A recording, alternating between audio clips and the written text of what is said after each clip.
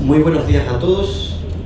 Les pido tomar asiento y silenciar sus teléfonos celulares para dar inicio a la conferencia.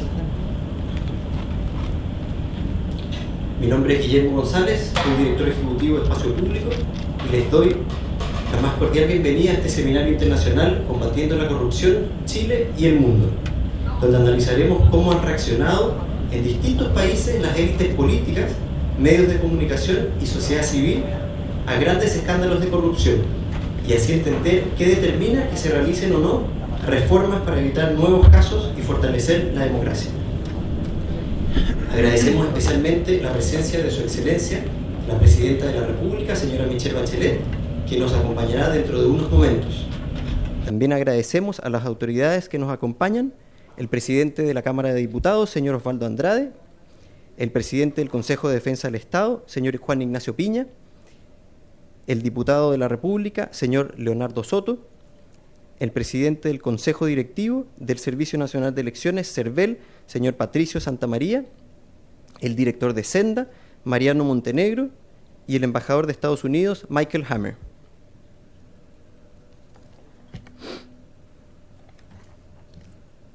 También queremos agradecer muy cordialmente a las instituciones internacionales que nos han apoyado en el seguimiento que hemos realizado desde Espacio Público a la Agenda de Probidad y Transparencia, el Banco Mundial, el Banco Interamericano de Desarrollo y CAF, Banco de Desarrollo de América Latina. Dejo ahora con ustedes al profesor Robert Klitgaard, experto internacional, que nos dará una charla magistral sobre la corrupción en el mundo, las formas de prevenirla y atacarla. El profesor Klitgaard ha asesorado a gobiernos sobre reformas institucionales y su trabajo de consultoría e investigación lo han llevado a más de 30 países de África, Asia y América Latina. Fue profesor de las universidades de Harvard y Yale y presidente de la Claremont Graduate University de Estados Unidos, donde hoy continúa siendo académico. Ha publicado una decena de libros.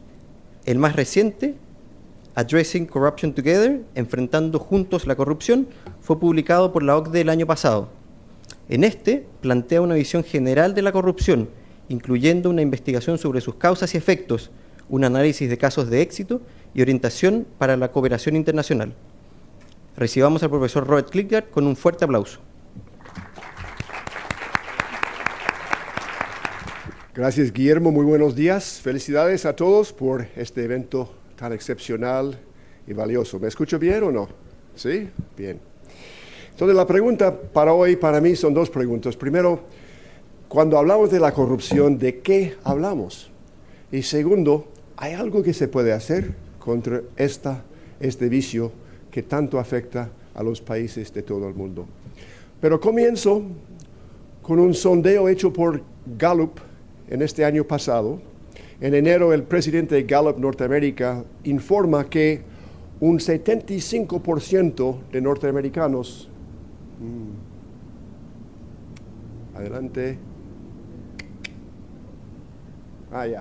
75% de norteamericanos creen que la corrupción es generalizada en nuestro país. Y subraya él que no están hablando de falta de capacidad o ineficiencia, sino de corrupción. Y entonces él especula que esta percepción generalizada puede ser la causa no solamente de un cierto odio o ira dentro del pueblo norteamericano, sino también la llegada de un candidato atípico como Donald Trump. Entonces, fíjese la conexión: corrupción o percepción de corrupción, enojo, Trump. Wow. Y no solamente este sondeo, hay otros. Por ejemplo, hay un estudio de 2013 donde preguntan a países en toda Europa, todos los países de OCDE, ¿qué tal generalizado está la corrupción? Un 64% de los norteamericanos piensan que es generalizado, que lo pone en un rango 23 de 28 países que participaron en este sondeo. Otro estudio del año pasado, de 2014, 76% creen que individuos ricos y empresas grandes tienen demasiada influencia en la política. Y ya vemos una conexión no solamente de corrupción como soborno o cohecho, sino también algo que demasiada influencia, demasiado impacto que tiene los grandes intereses económicos en la política. Pero es interesante que eso no abarca solamente al sector público. Esos son porcentajes de gringos que piensan que su país o estas agencias en su país son corruptos o muy corruptos, la combinación. 76% dicen que los partidos políticos son corruptos o muy corruptos, hacia abajo hasta 30% para los militares. Pero fíjese que no solamente esto, es también el sector privado. 58% de los norteamericanos piensan que la empresa privada es corrupta o muy corrupta. Y ve también porcentajes elevados para otros sectores. ¿Qué está pasando con esta percepción? Y además, no solamente en Norteamérica, ¿verdad? También en lugares como Chile, vemos porcentajes en el mismo sondeo de 2013 que piensan que estas instituciones en sus países son corruptos o muy corruptos. Una percepción generalizada y yo diría espantosa. Sin embargo, hay un contraste entre el porcentaje que dice que la política, la economía está muy corrupta y el porcentaje que dice que me han pedido un soborno. Fíjese, por ejemplo, porcentajes en Estados Unidos, en Chile y en el mundo. 8 servicios públicos, esto es el porcentaje, es que alguien en su familia ha recibido una pedida para un soborno en los últimos 12 meses. Y es muy elevado, pero no es tan elevado como 64%, 75%. Entonces tenemos una pregunta. Cuando la gente habla de la corrupción, ¿de qué hablan? Si están hablando de una sociedad corrupta, ¿qué significa esto? No solamente en Estados Unidos y en Chile. Un sondeo en Europa dice que 74% del pueblo dice que la corrupción es un problema mayor en su sociedad. Sin embargo, solo un 8% ha pagado un soborno. En el Perú, la ONG Ciudadanos al Día hizo un sondeo en 2013, donde 70% dijeron que los funcionarios públicos no son honestos, pero solamente 3% admitieron haber sido pedido un soborno. Interesante este contraste. ¿De qué se habla entonces? ¿Qué es la corrupción? Es una pregunta antigua. Su origen, como palabra en latino, corrumpo, significa estropear una cosa, desviar una cosa, manchar una cosa, doblar la vista de la juez que tiene aquí sus ojos tapados y tiene aquí el balance, quita la tapa, mira al lado, en cambio por un regalo. Eso es antiguamente lo que significaba la corrupción. Entonces hay un libro que recomiendo mucho por John T. Noonan Jr. que se llama Bribes, que en 700 páginas describe la trayectoria de la idea de un soborno desde el Código de Hammurabi hasta 1980. Y hace hincapié que en cada momento hay 4 diferentes versiones de la corrupción, la alta teoría ética hasta la baja práctica común. Y esta cosa distingue en todos los países, en todas épocas, que hay un concepto elevado que esto está mal y una práctica común que quizás sea esencial. Y esta pregunta de definiciones tiene una nueva importancia hoy en día. Por ejemplo, en el 9 de mayo, esos periodistas que recibieron los Panama Papers los publicaron, los hicieron accesibles para todos, y 11 millones y medio de casos de corrupción, pues quizás no. Quizás es una cosa que donde hay una compañía que escondo mi dinero ahí, no hay un soborno. Sin embargo, mucha gente está reclamando que sí hay corrupción. Hace unas semanas había un summit meeting en Londres sobre la corrupción, que planificado mucho en adelante, solamente todo el aire ya se hablaba de este Panama Papers y lo que significaba que el mismo padre del primer ministro tuvo una compañía así para evitar el impuesto. Segundo caso, claro, el caso de Brasil, donde una presidenta está, digamos, en vacaciones por un soborno, no exactamente, por hacer cosas con los datos sobre presupuestos que ella dice que todos los presidentes lo han hecho y los otros dicen no, ha escondido datos por razones de engañar a la gente sobre la marcha de la economía. Es corrupción. Y tercer caso, en nuestro país, en Estados Unidos, hay un gobernador, McDonnell, que su caso está ante la Corte Suprema ahora. Y trata de un señor que recibió regalos de una compañía, estoy hablando del clásico reloj Rolex, etcétera, fiestas para sus niñas, etcétera, más de $150,000 de regalos, no en cambio para una decisión, no la clásica quid pro quo de corrupción, sino algo que el gobernador se sentiría favorable a la compañía que ese señor quería lanzar. Entonces el debate es, ¿qué es la corrupción? El acceso no es corrupto, la decisión es corrupta. Eso va a decidir la Corte Suprema.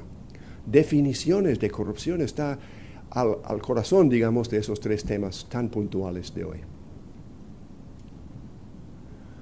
Yo veo una escalación de definiciones, más allá de la clásica definición del mal uso de un oficio público o privado para fines ilícitos personales. Más allá de eso, tenemos algo, por ejemplo, como la empresa privada siempre es corrupta. Es esencial en la transacción del mercado que hay engaño, que hay cheating, que hay coimas, que hay mordidas, etc. Y claro, es un tema venerable en el discurso político. Y también al otro lado, la política es siempre corrupta. El poder corrompe, etcétera, etcétera. Conocemos el refrán. Y otro que dice que nuestra cultura es corrupta. Recibí un mensaje de un periodista en un país que no voy a nombrar, que no es Chile. Dijo, preguntó ella, ¿qué debemos decir si alguien dice que nuestro país misma, la cultura nuestra es corrupta? ¿Qué podemos hacer? ¿Qué significa? Y viene el Papa. El Papa en 2014, dando un discurso ante abogados, dijo lo siguiente: la escandalosa concentración de riqueza global se hace posible por un arreglo entre líderes políticos y poderes económicos. La corrupción se ha puesto natural, algo que es una práctica común, vinculada con costumbres, con una manera de vivir. Y tiene esta frase sobresaliente que dice, la corrupción es una enfermedad peor que el pecado. Caramba, si el Papa dice esto es algo aparentemente muy serio. Y en todo el mundo vemos en sondeos y en demostraciones, manifestaciones, que la gente odia la corrupción.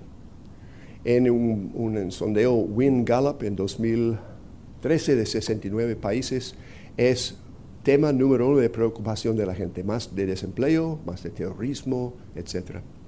Otra de BBC en 2011, con menos países, también es el tema de que más se habla, dice la gente. En el mundo académico, en American Economic Review en 2014, 2 artículos por David Benjamin y otros, utilizando una metodología muy interesante de estimar el valor para cada uno de nosotros de 135 cosas que conducen a la felicidad, según los psicólogos y los economistas. 135, haciendo comparaciones uno por uno, manera de metodología interesante, deduce o encuentra que número 1 en la lista de bienes públicos o de políticas es evitar abuso de poder y corrupción por las autoridades. Número 1. El caso de México es interesante. Hace unos 10 años, preguntando a la gente mexicana, ¿qué piensa usted de la corrupción? Dicen que ellos que 79% dicen los políticos son corruptos. También dicen, no me confío en otros mexicanos. El trust está erosionado.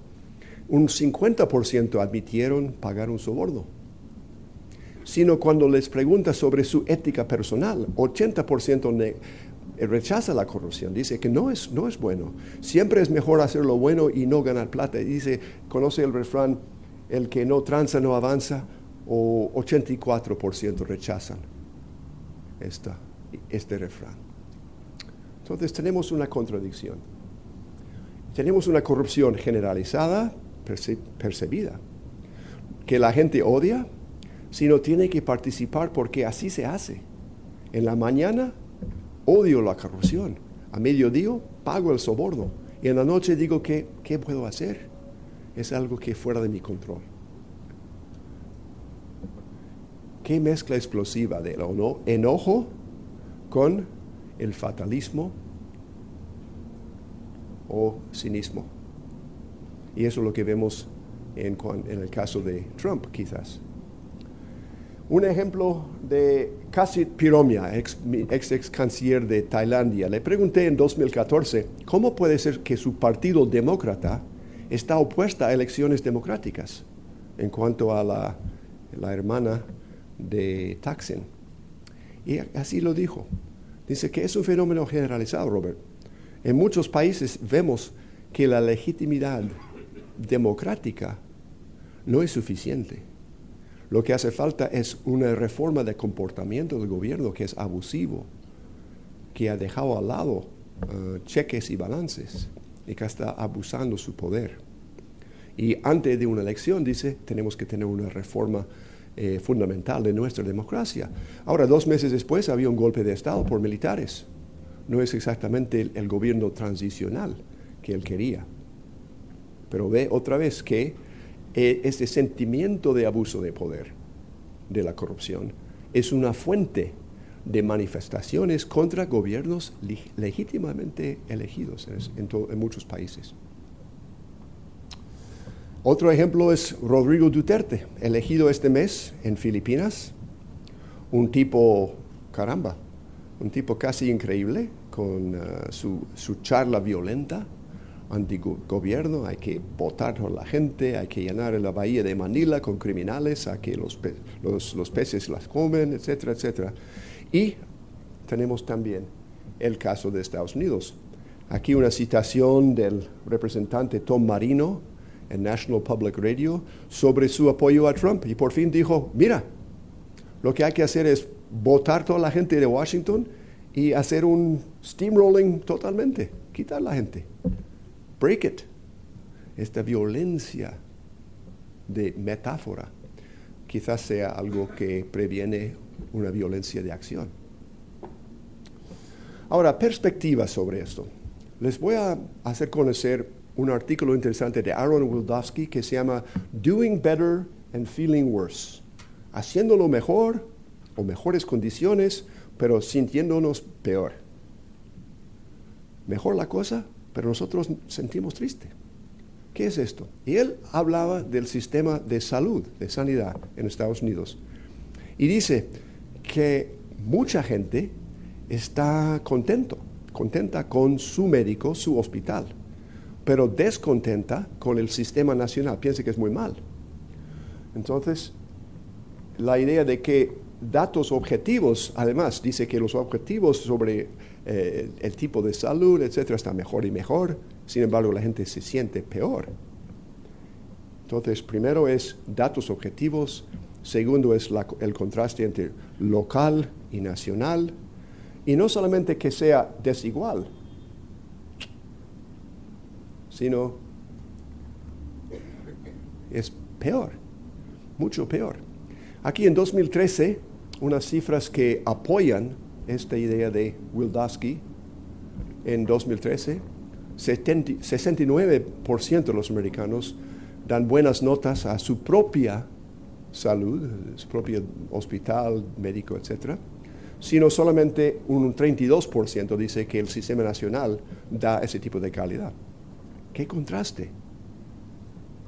Y este fenómeno se llama en la política la paradoja Feno. Feno, un científico político en los años 70, descubrió un efecto que, a un lado, la gente piensa que su representante en el Congreso está muy bien, pero los congresistas en general son terribles. Y parece increíble. En 2014, 95% de los titulares en el Congreso norteamericano ganaron sus elecciones. Sin embargo, la percepción generalizada del pueblo solamente había 10 a 14% de apoyo a los congresistas, de satisfacción. Y ahora es 6-7%. Aquí una gráfica por los años de cuán feliz con su representante en azul y con Congreso en total en rojo, y ves que la brecha desde 90 es más o menos igual, arriba y abajo, pero esta brecha de la paradoja Feno. Otros ejemplos, hay muchos, pero unos ejemplos. Las escuelas en Estados Unidos son menos y menos peligrosos en sentido de violencia y crimen. La actividad sexual, menos y menos. El uso de drogas en las escuelas, menos y menos. Sin embargo, no, la gente no lo cree. La pobreza mundial está bajando. La gente no lo percibe. La gente piensa al revés. Y no solamente la gente común, sino muchas autoridades o periodistas piensan que no, mira, la cosa está mal, está peor que antes.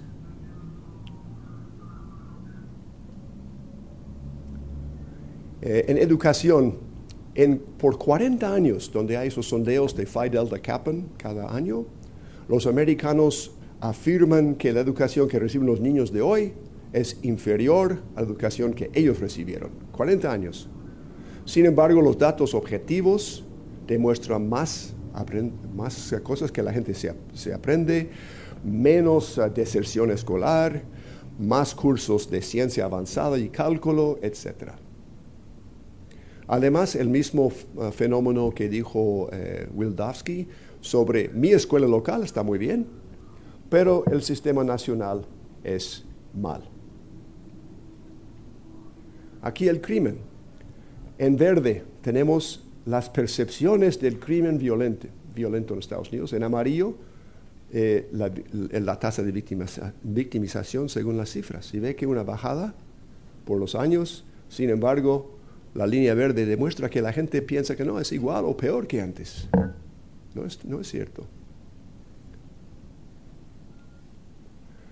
Bueno, entonces algunas conclusiones preliminares. A ver si es verdad en Chile y en los otros países que se representa aquí. Primero, en nuestra vida pública tenemos un fenómeno del doing better and feeling worse, haciéndolo mejor y sintiéndonos peor. Segundo, hay una escalación de retórica, de la corrupción, de una cosa de sobornos, de cohechos, hasta una cosa que toda la economía, toda la política, nuestra cultura, hasta la naturaleza humana, el pecado original. ¿Cómo podemos resolver un problema tan grande? Si es la corrupción, el pecado original, ¿qué política pública va a hacer algo así? Y tercero, esto está generando en muchos países una explosiva combinación de indignación y cinismo. Bueno, hay esperanza. ¿Qué son esos actos específicos que quiero enfocarnos? En vez de una cosa generalizada con la cultura, la ética pública, etc. Son cosas como una elección que es fraudulente, alguien paga, alguien hace trucos con los votos, un proceso de contratación donde precalificación se puede comprar, donde el contrato está diseñado por un cohecho a tu medida, donde otorgar el contrato depende del soborno y donde los ajustes ex post, los change orders, también son ocasiones para renegociaciones ilícitas. Problemas de policía que dice que usted cruzó la calle ilícitamente y tú dices, no, usted lo hizo. ¿Quiere pagar pagar el penalti ahora conmigo o quiere venir a la estación? Igualmente en hospitales donde piden un soborno para la medicina que necesitas, o en educación donde tú has aprobado el examen pero dice que no, hay que pagar primero. Esos casos actuales puede multiplicarse en países donde yo trabajo. Y eso es realmente lo que significa cuando dicen, ¿has pagado para un servicio público? ¿Has sido extorsionado? Es una cosa que sí pasa en muchos países, que sí es generalizado. Pero no es el tema que afecta tanto a los chilenos, a los norteamericanos, a los europeos. Ellos dicen que no pagamos a menudo, pero sí estamos enojados con la corrupción. Entonces, con este tipo de fenómeno, ¿qué se puede hacer? ¿Hay algo efectivo que se puede hacer? ¿Se puede cambiar si todos estamos siguiendo a todos? Bueno, hay razones por dudarlo. Hay muchos países, lamentablemente tengo yo mucha experiencia personal con países que dicen que va a cambiar, dice que va a borrar la corrupción. Diría cada gobierno nuevo dice esto. En este libro mío son los fracasos de Klitgard. Puede ser el título, pero el publicador dice no es buen título esto. Entonces no puedo usar fracasos de Klitgard, pero son casos donde he trabajado que no han tenido éxito. Pero sí también hay ejemplos de éxito. Hay países donde han podido limpiar ciudades, ministerios. Y si quiere, esto es el libro que mencionó Guillermo, que es gratis por un download, Addressing Corruption Together, el año pasado. Bueno, hay muchos ejemplos. Si decimos progreso y no éxito, jamás vamos a erradicar la corrupción, pero sí podemos reducirla. Y hay casos de países clásicos como Singapur, Hong Kong, muchos otros países hoy en día, ciudades, ministerios, funciones como contratación e impuestos. Y por lo tanto, yo soy optimista en cuanto a ese tema. No la erradicación del pecado humano, no el cambio de la cultura, sino atacar en cierta medida. Entonces voy a dar unos ejemplos, a ver si pueden adivinar qué país es esto.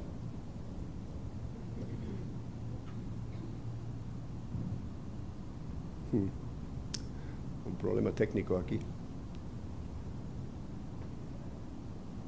Sí, ¿verdad?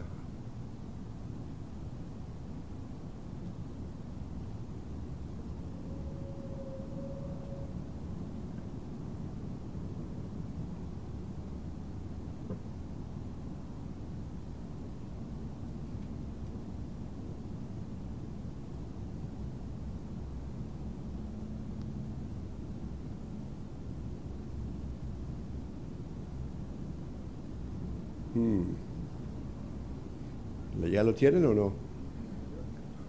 República de Georgia. Un pequeño país de 5 millones de habitantes que en 2004 tuvo una revolución rosa donde atacaron a la corrupción generalizada de manera increíble. Este país era tan viciado por la corrupción.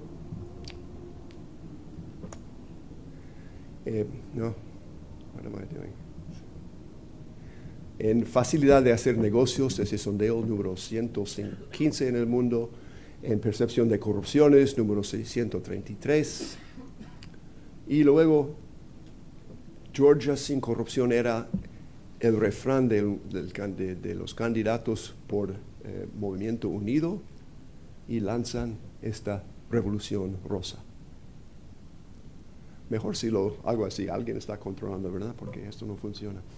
Entonces, sus principios que utilizaron, no tengo tiempo para discutir todos los principios que había, pero es que buscan sistemas y no solamente individuos. Individuos, peces gordos para demostrar que la impunidad ha pasado. Pero una vez que castigamos a algunos, entonces hay que mover a la prevención. Buscar 2 o 3 cosas puntuales que en 6 meses se ve progreso. La gente es palpable. Por ejemplo, policía de tránsito. Botaron toda la policía de tránsito, lo reemplazaron y quitaron todo eso de extorsión. Reformar sistemas, según la fórmula de monopolio, más discrecionalidad, menos accountability o rendición de cuentas. Si puedes minimizar monopolios, clarificar la discrecionalidad, limitar la discrecionalidad y aumentar la rendición de cuentas, entonces se reduce la tentación a la corrupción. Y resultados sobresalientes.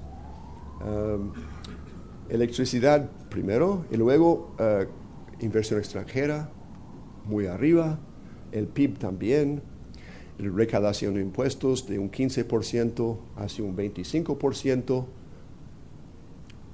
también en sentido de sondeos internacionales, de 115 al número 11 en el mundo en 5 años, en Doing Business del International Finance Corporation. Transparencia Internacional dice que es número 1 en el mundo en sentido de reducción de corrupción.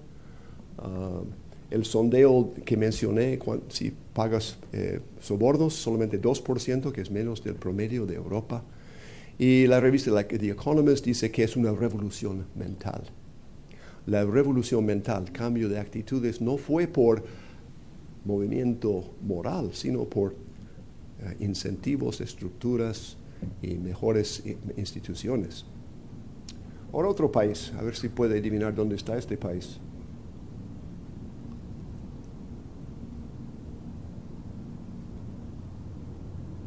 Calma, calma. Sí, ¿verdad? Bueno. Sí, esto es balut, a la derecha. Yo siempre me pensaba muy vigoroso en cuanto a probar cualquier comida, hasta balut, que es un pato pequeño, un huevo de pato fertilizado que tienes que comer crudo. Dije no. Filipinas. Entonces, Filipinas tiene problemas sistemáticas de una política patrimonial, de un tipo de corrupción generalizada, de grandes familias que controlan la política y la política local, y mucha corrupción. Viene Benigno Aquino III en 2010, su campaña era: donde no hay corrupción, no hay pobreza. Y la gente dijo sí. Entró en julio, lanzó un programa de anticorrupción que empezó a tomar efecto inmediatamente con peces gordos, y de repente, freír peces gordos, buscar maneras de usar sistemas de planificación y monitoreo local para crear bottom-up políticas. Luego también la fórmula. Y algo muy interesante es el Performance Governance System, que si les interesa, búsquelo en inglés. Y es muy interesante cómo usan la metodología de Balanced Scorecards en el sector público para invitar a la gente a definir metas, buscar medidas y entonces retroalimentar por el progreso que se hace o no se hace. Los resultados son impresionantes. Aquí algunos. Según el Foro Económico Mundial en 2014, el incremento en los últimos 4 años de Filipinas ha sido el mayor en el mundo. Y eso ha tenido repercusiones no solamente con índices de gobernabilidad, sino también en resultados económicos y políticas. Si comparamos la popularidad de este presidente con anteriores presidentes en cada año de su época, el presidente es más alto, mucho más alto que en cualquier otro presidente. El incremento del PIB, impresionante.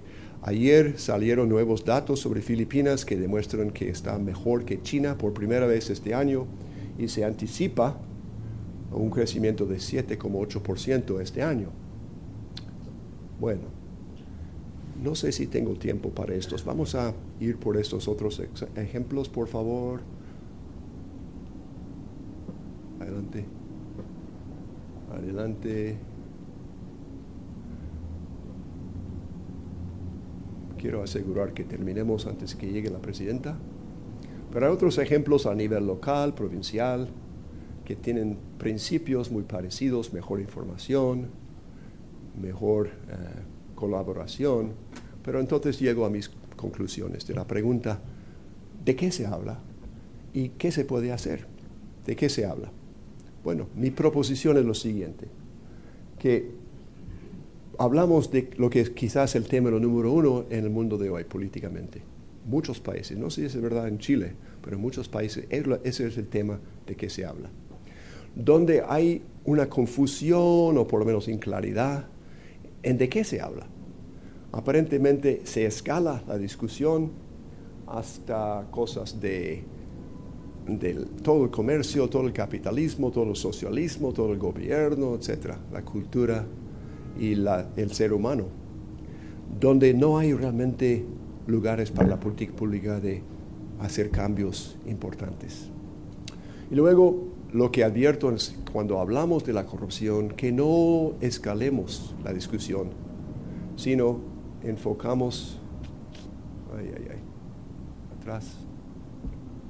Ok, never mind. Está bien.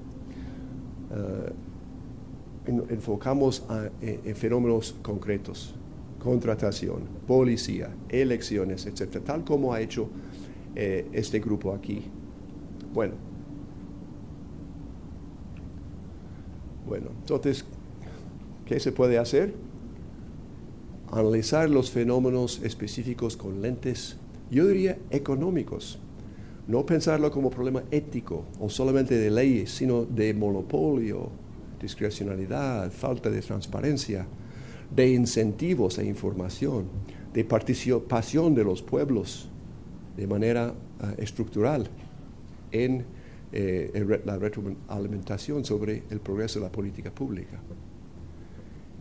Y también estudiar ejemplos de otros lugares, ejemplos de progreso, sino de éxito, no para copiar como best practice, sino inspirarnos como buena práctica a ser más creativas en nuestro mismo trabajo.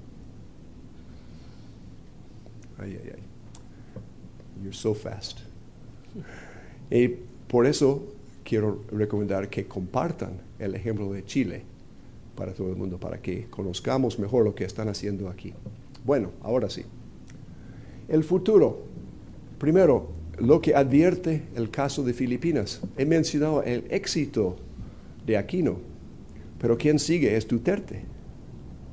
Un Duterte que es no diría calumnia de Trump, es mucho peor que Trump. ¿Y por qué llega un tipo así después de mucho progreso, crecimiento, desempleo, etcétera? No. Y segunda pregunta sobre el futuro es, ¿qué hacemos como país con este fenómeno de doing better and feeling worse? ¿Qué puede hacer un político si la gente está enojado, sino su realidad local no es tan malo como lo ve generalmente, y la realidad objetiva no es tan mal como lo percibe? ¿Cómo podemos atacar esto? No tengo respuesta, me gustaría escuchar la discusión. Sobre el futuro, aquí es el autor de Bribes, John T. Noonan Jr., aquí es su predicción audaz sobre el futuro.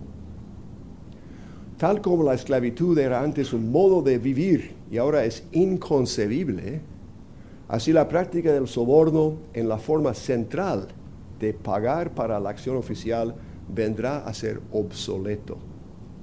Entonces, él piensa que va a ser como la esclavitud. En una generación nos va a preguntar, ¿cómo podrían ustedes vivir con un medio ambiente tan corrupto? Nuestros hijos, o espero que nuestros hijos nos preguntan eso. ¿Por qué lo dijo? Él lo dijo porque cree que es un objeto de vergüenza en todo el país. No hay país donde la gente dice, ay, ya está bien, no, solo es un soborno. Algunos dicen, pero la gente no. Segundo, es igual a la plutocracia, porque los que ganan de la corrupción no son los pobres. Tercero, esto es una falta de confianza, es una traición a la confianza que es tan necesaria para la vida social. Y Noonan, siendo un cristiano, también piensa que es contrario a un paradigma divino.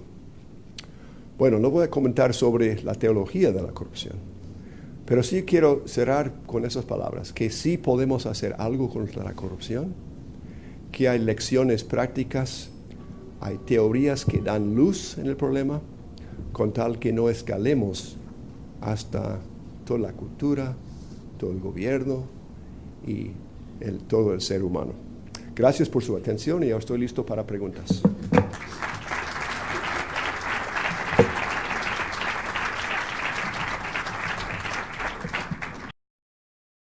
Vamos a recoger unas 2 o 3 preguntas del público. Hay una persona con el micrófono, si quieren levantar la mano.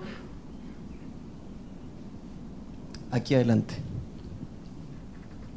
Les pedimos por favor que se limiten a hacer preguntas cortitas para alcanzar a responder. Primero agradecer y segundo, con esta respuesta que tiene Estados Unidos a la corrupción, ¿qué porcentaje de los ciudadanos norteamericanos votan en las elecciones?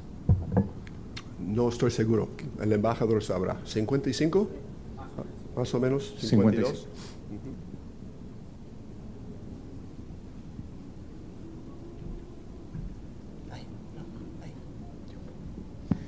Buenos días, muchísimas gracias por la conferencia.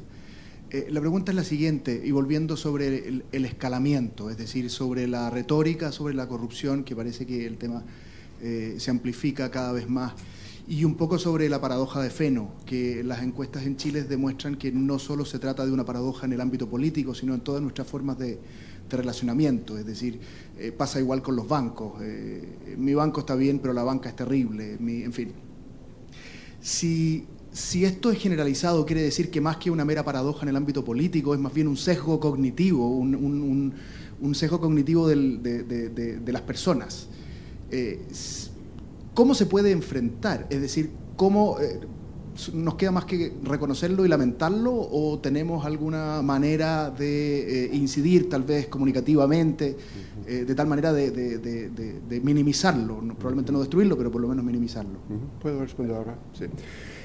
Estoy trabajando sobre eso ahora, buscando tendencias por el tiempo, intentando pensar si el fenómeno Trump o Duterte o lo que sea es algo diferente, o la desconfianza en gobierno, la brecha, etc. Y han visto algunos datos que tengo que demuestran que eso es a largo plazo, ha pasado por 40 años en cuanto a la educación.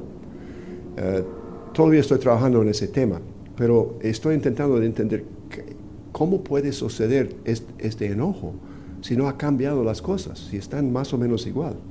Por ejemplo, medidas de felicidad en Estados Unidos son iguales por 50 años, más o menos. No es que la gente está muy miserable, ni tampoco el 10% menos felices, más o menos igual. Entonces, realmente su pregunta me confunde. Me gustaría escuchar si alguien tiene respuestas. Buenos días. Quiero saber si, a su juicio, las redes sociales, el social network, que han puesto una mirada adicional a la que antes existía, sobre todo los procesos, tendrá algo que ver con los fenómenos recientes, que incluyen no solo la corrupción, la Iglesia Católica cayó, la FIFA, qué sé yo, hay una serie de elementos adicionales, y que más bien genera la sensación de que hay más denuncia y por lo tanto menor bienestar. Sí, si vemos a websites como ipaidabbribe.com, originó en India hace 3 años o 4 años, y ahora está en 30 países. Vemos muchos ejemplos de la utilización de las redes sociales para expose, para dar luz a la corrupción. A un lado. Al otro lado también permite un intercambio de opinión entre convertidos. Yo estoy convencido de esto y no tengo que escuchar a nadie más porque estoy con mi grupo. Y esto puede ayudar a la polarización. Hay especulaciones sobre esas cosas, pero realmente no estoy seguro de la respuesta.